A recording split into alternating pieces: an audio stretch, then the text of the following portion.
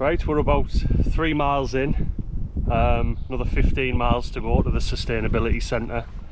The views are really pleasant, to be honest. The walking's fairly level, although we have just come up a big tarmac path. Behind me here is, I'll show you, a military firing range, and when the red flag's hoisted you're not supposed to go that way. Every YouTube video I've ever watched, the red flag always seems to be hoisted. So we're just taking a little 5-minute break now, get some water because it is quite hot. It's probably about 23 degrees, and then we're going to get cracked on. It's only early, we're only about an hour in, so yeah, so far so good.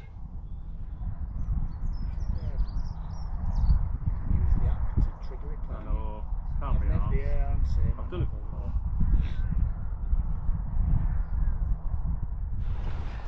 It's really nice to be able to get out and do these walks, but it's even better when Ozzy Osbourne joins you.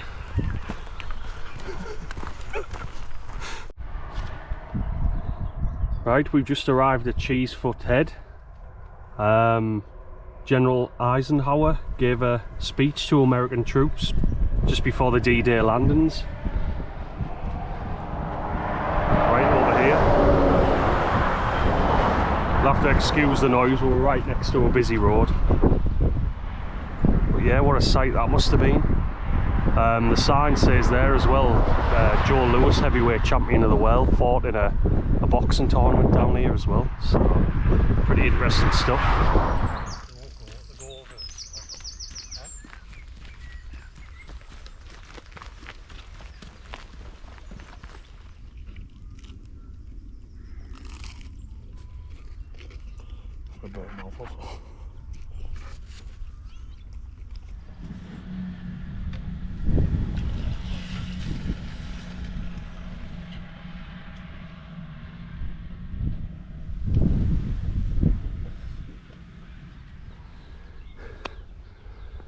And I think this is Beacon Hill, about the halfway mark of today's walk, 9 miles roughly. Sun's really beating down on us hard now. It must be 24, 25 degrees. These water taps that we've passed really are a godsend. We must have filled up about 2 or 3 times now, and there's no more water now until our campsite at the sustainability centre. 8 miles. Yeah, 8-9 mile away. So another few hours to go.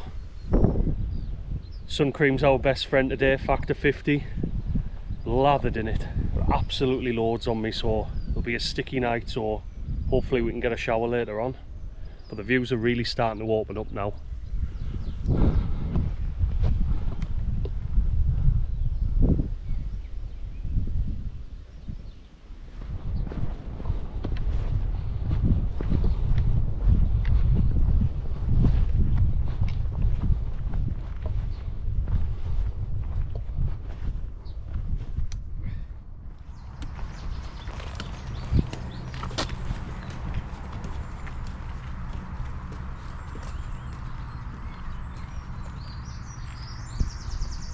So we've decided to come up Old Winchester Hill. The route at the bottom there, it splits. The signposts say to go around it, but we're only here once, so we've come straight up. What a mistake that was.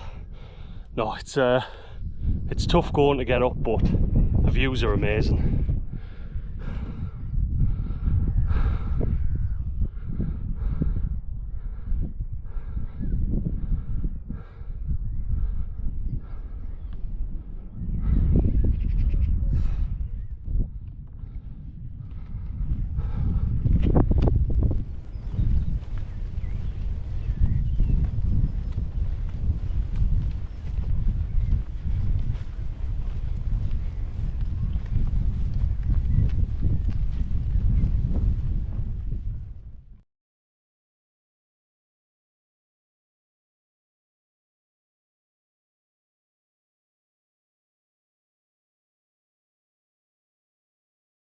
Right, so that's day one over and done with. Just set up our tents. We've got a camping bay, Bramble camping bay. I've got my tent there. Reese has set his nature hike up. There's plenty of room in that tent, man. It's 2 man, isn't it, Reese? Yeah. 2 man, but I would say it's a squeeze for 2, just a spacious 1 man tent. It's for 1 large man. Yeah, 1 large man. Yeah, so I was really impressed with this campsite. It's really private. So that's our bay. So we're just gonna go and collect some water now, get some food on the go because we're starving, and get showered and probably have an early night, to be honest. So we bought a few of these real Termat freeze-dried meals. I had really good reviews about them, never had them before. For a kebab stew, chicken tikka masala, reindeer stew, and a pulled pork with rice, I think. So they're all really high calorie, just what we need after today.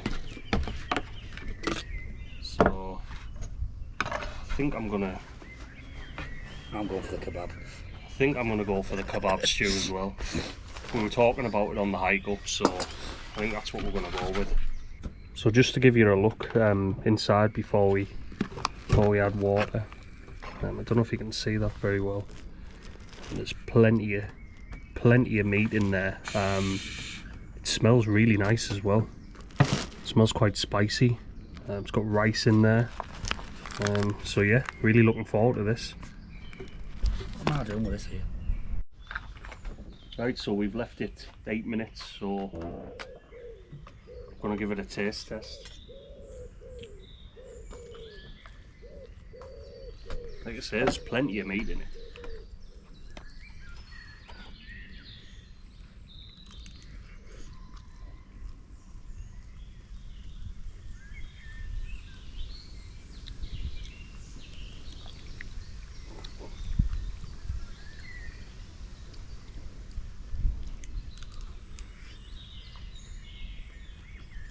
Does taste like kebab meat. It's got a bit of spice to it.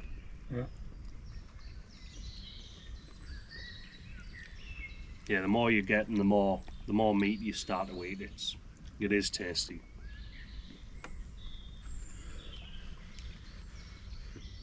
It's definitely one of the better meals I've had.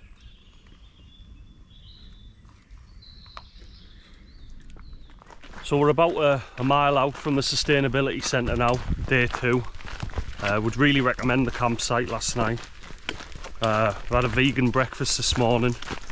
Another thing I want to mention is we had some freakish thunderstorms last night. The lightning was like nothing I've ever seen before. It was quite daunting just even walking outside the tent. Strobe light in the tent. Yeah, it was a bit strange, to be honest, but weather today, it must be 22, 23 again, and it's just gone 10 o'clock. We've got 16 miles to go today to Manor Farm campsite, so we'll see how we get on. Here we are, 22 miles in, 78 to go.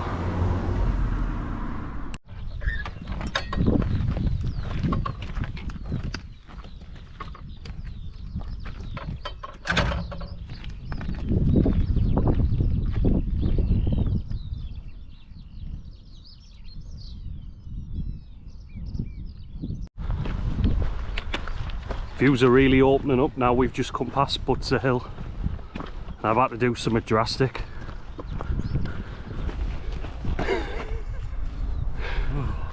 Yeah, not great, but needs must.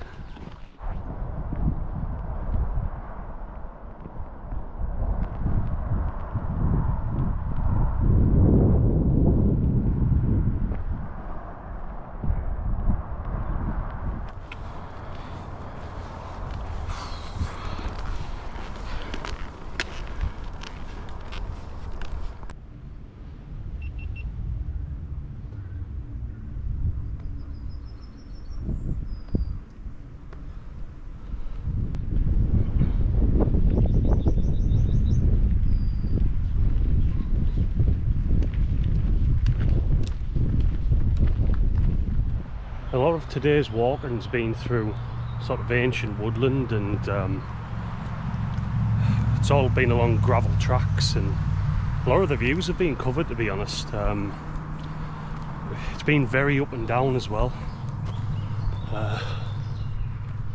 Where, as you can see, the views they're there, they're just through the trees. So it has been, like I say, it's been like this most of the day.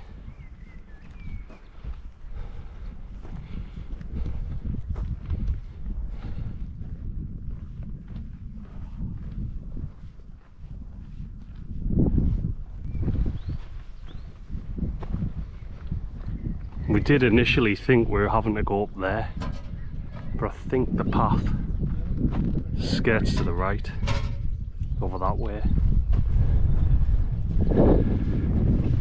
You ready for hell, Reese?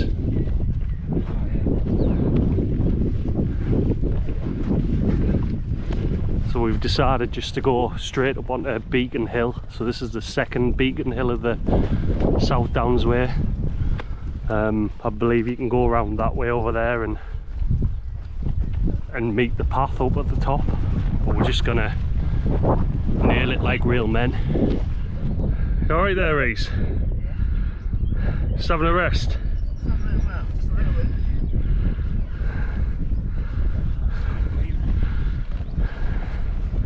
having another one here.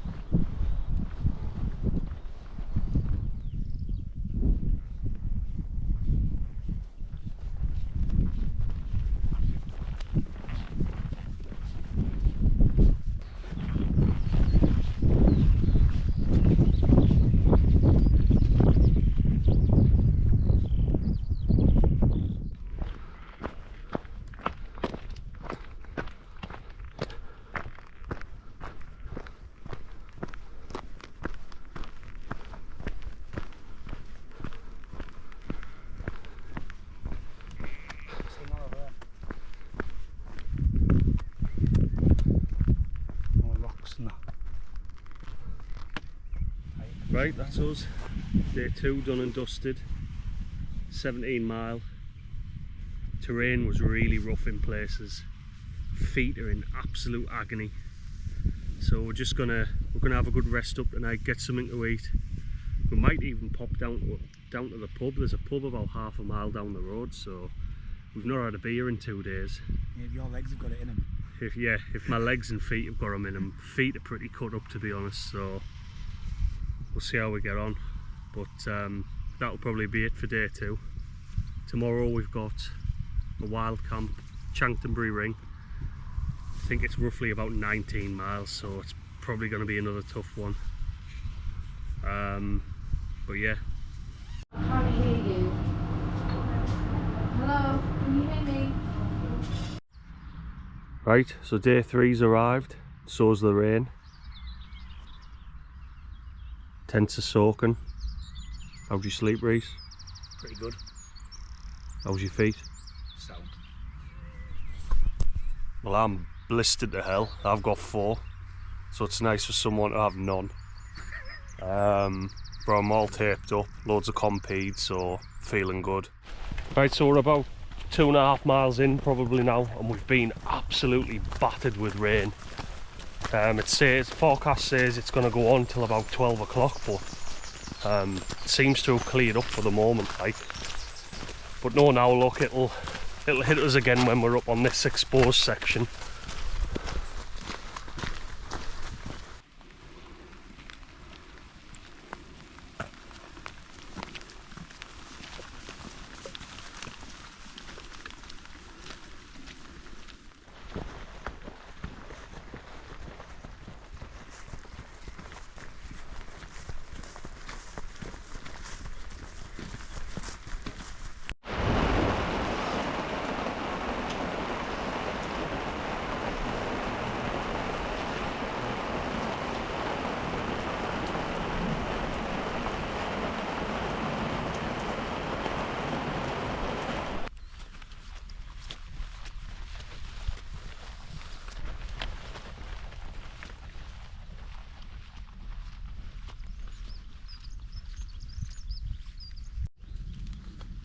45 miles in, 55 to go. Views are starting to really open up now and the haze is starting to clear up. It's very, very lightly spitting with rain now, so hopefully that's the worst behind us. We should start to dry out. Got about 12 miles to go today to get to Chanctonbury Ring. Done 7 already.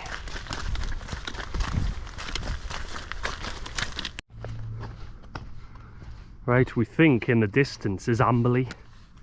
We can see a train going through there, so we're thinking there's a station there and it's Amberley train station. We think this is the last place we can get water before our wild camp, so we're gonna have to start filling up. But the weather's completely changed within the last hour or so. We've got factor 50 sun cream on again. This morning it was absolutely lashing it down with rain. It's changed just like a flick of a switch. But we're just on a big descent now, just on this chalk path.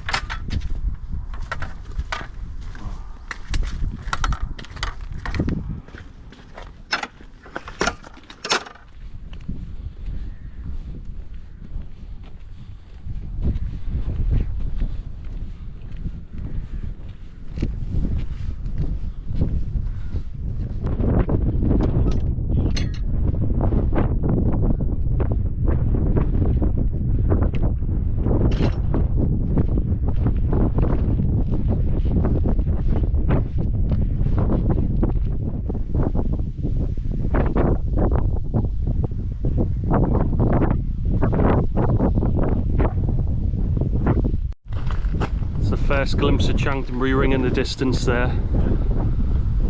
We've just got to get there and get set up now. It's pretty windy like, so it should be a fun one.